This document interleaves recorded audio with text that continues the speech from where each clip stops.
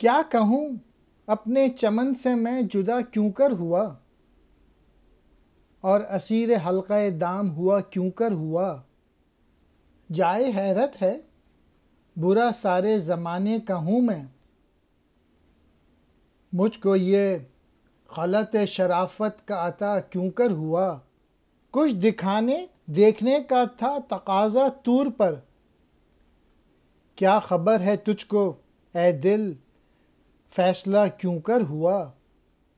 ہے طلب بے مدعا ہونے کی بھی ایک مدعا، مرغ دل دام تمنا سے رہا کیوں کر ہوا۔ دیکھنے والے یہاں بھی دیکھ لیتے ہیں تجھے، پھر یہ وعدہ حشر کا صبر آزما کیوں کر ہوا۔ حلقہ دام کہتے ہیں ہرس کے جال میں پھنسا ہوا۔ اقبال پہلے شعر میں حضرت آدم کے حوالے سے جنت سے نکالے جانے والے واقعے کی طرف اشارہ کرتے ہوئے کہتے ہیں کہ انسان کا حقیقی وطن تو جنت تھا، لیکن وہاں سے جس طرح سے نکالا گیا اس کے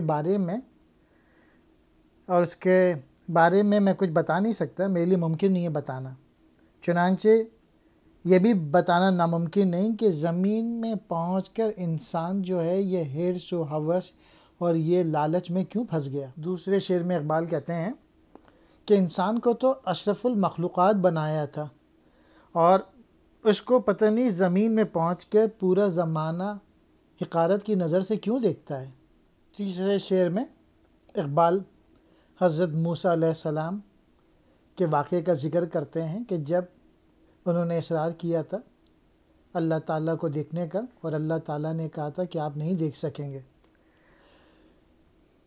یہ جلوہ دیکھنے اور دکھانے کا معاملہ کس طرح سے طے ہوا اس کے بارے میں کوئی نہیں جانتا۔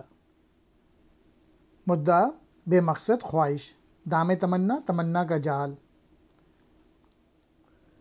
اقبال کہتے ہیں چوتھے شعر میں کہ انسان کا جو دل ہے اس میں ہمیشہ خواہشات ہوتی ہیں، اور یہ کیسے ممکن ہے کہ انسان آرزو اور تمنا سے بے نیاز ہو جائے۔